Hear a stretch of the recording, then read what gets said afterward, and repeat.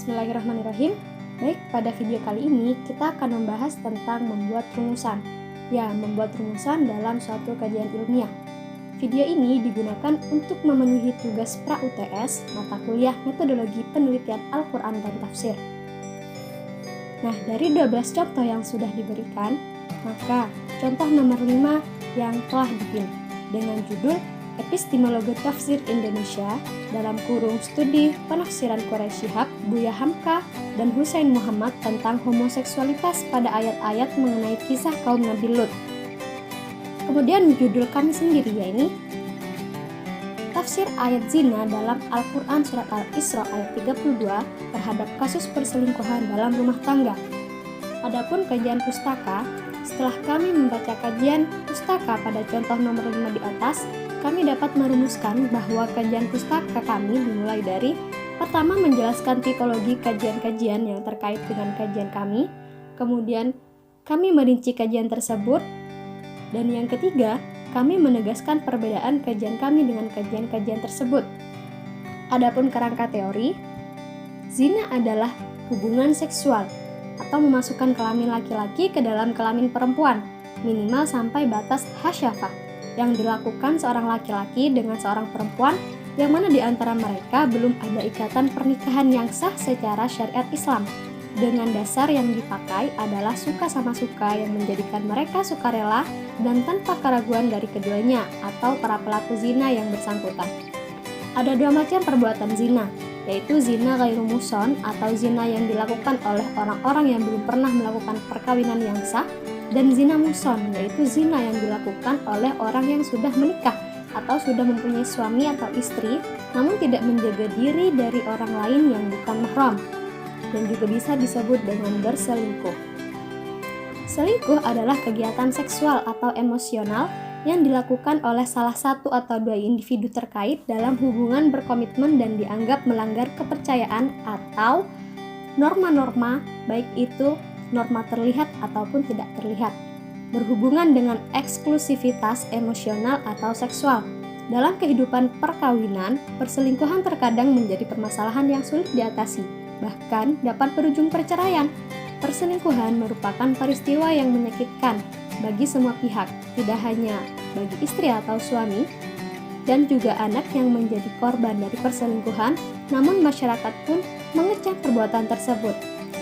Al-Quran Surat Al-Isra ayat 32 merupakan ayat yang Allah tegaskan untuk setiap mukmin agar tidak mendekati perbuatan zina, sebab perbuatan zina tersebut sangatlah keji dan cara penyaluran nafsu seksual yang tidak benar.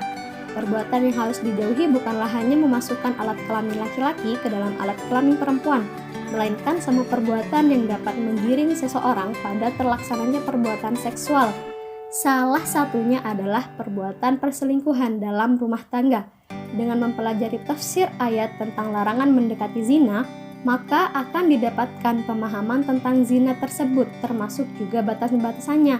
Maka pada kasus perselingkuhan dalam rumah tangga yang diketahui merupakan perbuatan yang mendekati zina dan bahkan juga dapat termasuk dalam perbuatan zina, dapat diketahui bagaimana seharusnya Islam menyikapi perbuatan tersebut.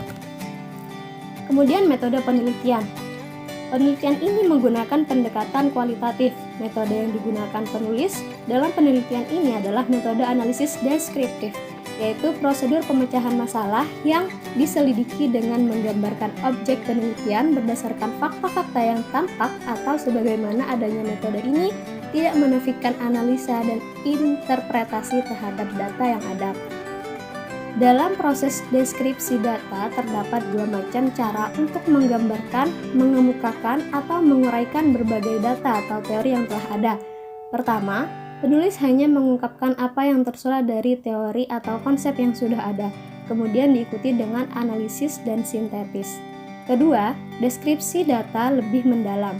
Artinya, seorang peneliti selain mengemukakan apa yang tersurat dari teori atau konsep, dia juga berusaha menemukan hakikat di balik sebuah teori atau konsep yang dikemukakan. Dengan kata lain, dia berusaha mengungkap suatu makna di balik teori yang dikemukakan, selanjutnya dilakukan analisis dan sintetis. Adapun teknik analisis data, teknik pengumpulan data dalam penelitian ini dilakukan dengan studi kepustakaan. yaitu mengkaji secara langsung hasil penafsiran dari ulama-ulama tafsir dan literatur-literatur lainnya terkait pokok bahasan, yang kemudian akan dianalisis sumber data yang telah dikumpulkan dan kemudian mengambil gambaran besar dari analisis tersebut. Sedangkan jenis data, di mana pendekatan yang digunakan dalam kajian ini adalah kualitatif, maka sumber data literer yang digunakan penulis dibagi menjadi dua, yaitu sumber data primer dan sekunder. Sumber data primer diperoleh dari kitab-kitab tafsir yang ditulis oleh para mufasir, seperti Tafsir At-Tabari Jilid 16 karya Abu Ja'far Muhammad bin Jarir At-Tabari, Hidayatul Insan Bitafsir Quran Jilid 2 karya Marwan bin Musa, Tafsir Fathul Qadir Jilid 6 karya Imam Syaukani, Tafsir Ibnu Katsir Jilid 5 karya Imam Ismail bin Katsir yang lebih dikenal dengan Ibnu Katsir, Tafsir Munir Jilid 8 karya Wahbah Zuhaili, Tafsir Qurtubi Jilid 10 karya Imam Al-Qurtubi, Tafsir Fi Zilalil Quran Jilid 7 karya Sayyid Qutb, dan Tafsir Al-Misbah Jilid 7 karya Quraisy Shihab. Sumber data sekunder adalah sumber data lain yang berkaitan dengan pokok pembahasan. Dalam hal ini berupa jurnal dan karya ilmiah pendukung dan juga buku-buku lainnya yang berkaitan dengan pokok pembahasan.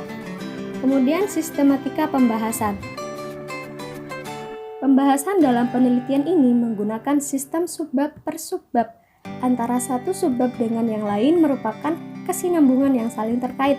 Subbab pertama berisi pendahuluan yang menjelaskan tentang latar belakang masalah, rumusan masalah, tujuan, dan kegunaan penelitian, dan lainnya. Subbab kedua akan dibahas tentang larangan mendekati zina, pengertian zina, macam-macam, dan hukuman bagi pelaku zina.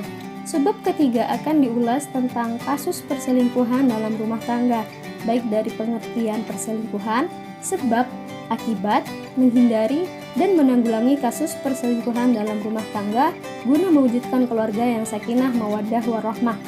Subbab keempat akan diuraikan bagaimana Islam menyikapi kasus perselingkuhan dalam rumah tangga yang berpedoman pada Al-Quran. Dalam hal ini akan dibahas pandangan para mufasir pada Quran Surat Al-Isra ayat 32, serta bagaimana hukuman bagi para pelaku perselingkuhan tersebut. Subbab kelima berupa penutup. Dalam bab ini, penulis akan memberikan kesimpulan tentang hasil penelitian yang telah dilakukan. Demikian video ini kami buat.